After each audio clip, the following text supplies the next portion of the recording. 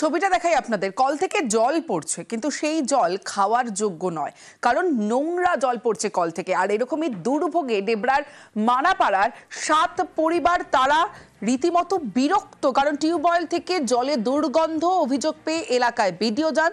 দ্রুত পানীয় জলের সমস্যার সমাধানের আশ্বাস দিয়েছেন বিডিও।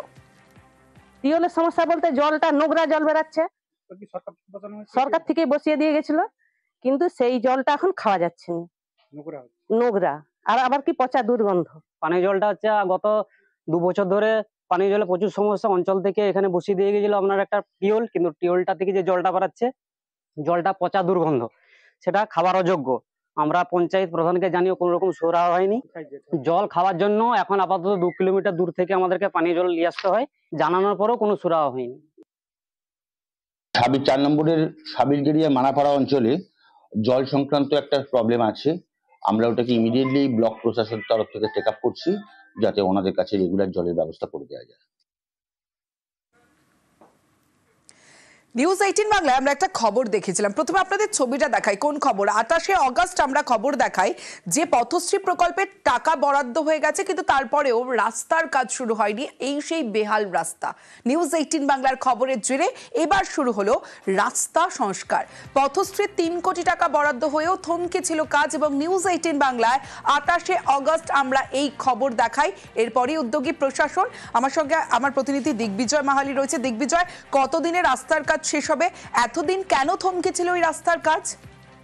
দেখো, এতদিন কেন থমকে ছিল সেই নিয়েই কিন্তু এলাকাবাসীরা তারা বিক্ষোভ প্রদর্শন করেছিল, সমস্যার কথা জানিয়েছিল এবং অভিযোগ জানিয়েছিল। সেই খবর গত 28শে আগস্ট আমরা দেখিয়েছিলাম নিউজ 18 বাংলা, যে বোর্ড বসার পরেও 1.5 বছর পেরিয়ে গেছে, টাকা বরাদ্দ হয়েছে প্রায় 3 কোটি, তাও কেন কাজ হচ্ছে না।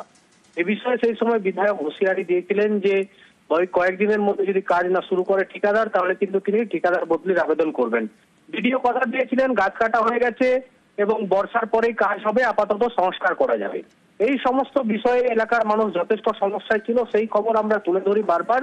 তারপরেই কিন্তু মাত্র কয়েকদিনের মধ্যেই তৎপর হয় প্রশাসন, এবং বর্তমানে সেই 6 কিলোমিটার যে রাস্তা যে বেহাল, সেখানে কিন্তু ইটের গুঁড়ি মোড়াম ফেলিয়ে সংস্কারের কাজ শুরু হয়েছে, এবং আগামী দিনে এই রাস্তাটি দ্রুততার সঙ্গে পথশ্রী প্রকল্পে ঢালাই রাস্তার কাজ হবে। এতে কিন্তু এলাকাবাসী এবং জেলা পরিষদ সদস্য শেখ সবরাতি তারা কিন্তু নিউজ 18 বাংলাকে ধন্যবাদ জানিয়েছেন। আমাদের অনেকদিন রাস্তা খারাপ ছিল, দীর্ঘদিন আবেদন জানানোর পরে রাস্তার কাজ চালু হয়েছে। তবে জিসিপি এসেছে, সরানো হচ্ছে, মাল টাল পড়ছে, রাস্তাটা হবে, এটুকু শুনে আমরা খুশি।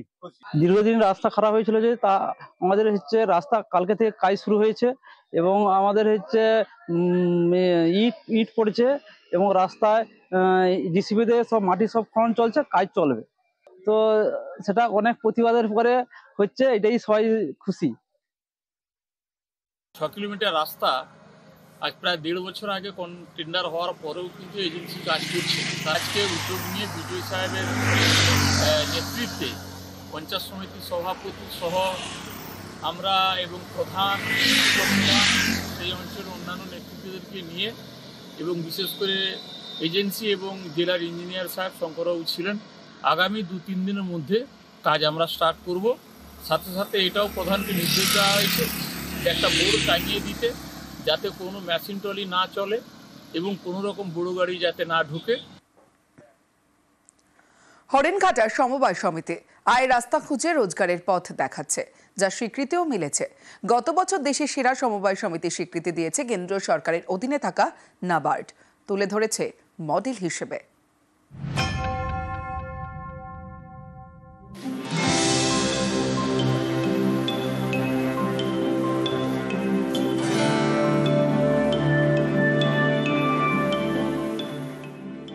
এটা সমবায় সমিতি, দেখলে মনে হবে কর্পোরেট ব্যাংকের শাখা। আয়ের উৎস খুঁজে লাভের মুখ দেখাচ্ছে, যা স্বীকৃতি দিয়েছে কেন্দ্রীয় সরকারের অধীনে থাকা নাবার্ড। মডেল হিসেবে দেশের সামনে তুলে ধরেছে। নদিয়ার হরিণঘাটা, এখানেই রয়েছে নগরুকরা farmers service cooperative society limited, রাজ্য সরকারের সমবায় দপ্তরের অধীনে। সদস্য প্রায় 19,000, এর মধ্যে গ্রাহক 7,000-এর বেশি। কৃষি ঋণ, স্বনির্ভর গোষ্ঠীর মহিলাদের জন্য ঋণের ব্যবস্থা রয়েছে। চলতি বছরে নানা খাতে প্রায় 5 কোটি টাকা ঋণ দিয়েছে।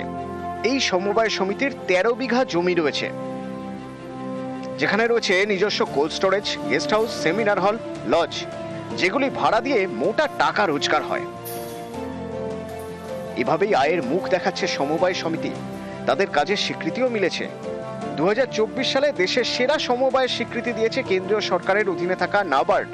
হরিণঘাটা সমবায় সমিতিকে মডেল হিসেবে তুলে ধরেছে। এটা পশ্চিমবঙ্গের অন্যতম একটা কোঅপারেটিভ, প্রায় 19,000 মেম্বার এবং আমাদের প্রায় 8,000 গ্রাহক, সেভিংসের গ্রাহক, প্রায় আমাদের 400 স্বনির্ভর গোষ্ঠী আছে। নাবার্ড আমাদের একটা মডেল কোঅপারেটিভ হিসাবে আমাদের একটা স্বীকৃতি দিয়েছে। তো আসাম, ত্রিপুরা, বিভিন্ন রাজ্য থেকে সেই রাজ্যের বিভিন্ন সমবায় সমিতি, বাছাই করা সমবায় সমিতি আমাদের এটাকে ভিজিটে নিয়ে আসে।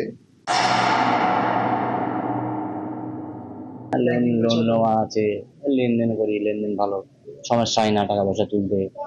অনেক সুবিধা হয়েছে, ব্যবসা বাণিজ্য ভালো হচ্ছে, আগে যেরকম ছিল তার থেকে অনেক ভালো হয়েছে। পরিষেবা ভালো, পরিষ্কার ভালো, মোটামুটি জায়গাটা পরিষেবাটা ভালোই দিচ্ছে। লোন টোন নেওয়া যাচ্ছে, ঠিক সঠিক মতো আসলে হচ্ছে। চাষবাসের এরা একটু ভালোই সুযোগ দিচ্ছে। যখন পরিষেবা চান তখন পরিষেবা পান। হ্যাঁ। নদিয়া থেকে রঞ্জিত সরকার, নিউজ 18 বাংলা। দুটি পাতা একটি কুড়ি, এই চা চাষিদের অভিযোগ ভুরি ভুরি। তাদের দাবি চা কারখানার মালিকরা নানা কারণ দেখিয়ে ঠিকমতো দাম দিচ্ছেন না। এতে ক্ষুব্ধ ক্ষুদ্র চা চাষিরা। জলপাইগুড়িতে টি বোর্ডের অফিসে তারা অভিযোগ জানিয়েছেন।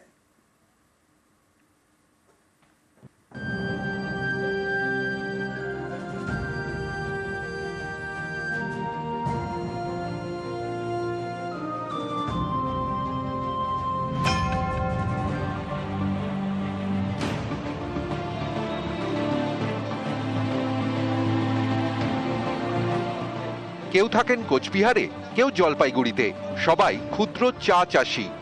উত্তরবঙ্গে এমন প্রায় 50,000 ক্ষুদ্র চা চাষি রয়েছেন। তাদের অভিযোগ, চা চাষে যা খরচ হয় তার থেকে কম দাম দিচ্ছেন চা কারখানার মালিকরা। এমনকি চা পাতা কেনার সময় ওজনেও গড়মিল করা হচ্ছে।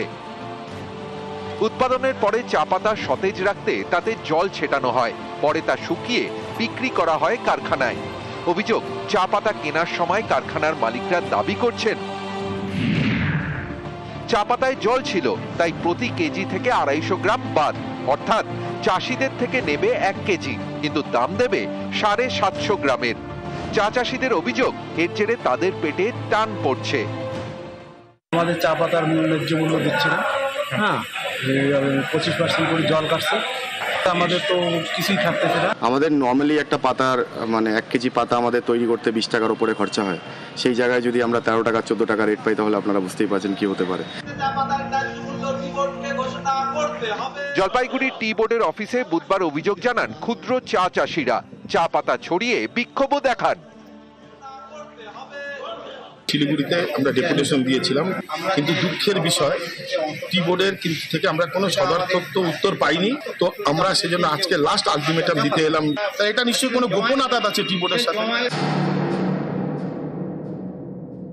मेमोरेंडम दिया है उनका जो डिमांड है, हम ये मेमोरेंडम अभी हम लोग का जो हायर ऑफिशियल्स है सिलीगुड़ी में उनको भेजेंगे और उसके बाद उसके ऊपर डिस्कशन होकर हम लोग क्या फ्यूचर कोर्स ऑफ एक्शन ले सकते हैं उसके बारे में बाद में हम लोग डिसाइड करेंगे। শান্তনু কর ও রকি চৌধুরী, নিউজ 18 বাংলা।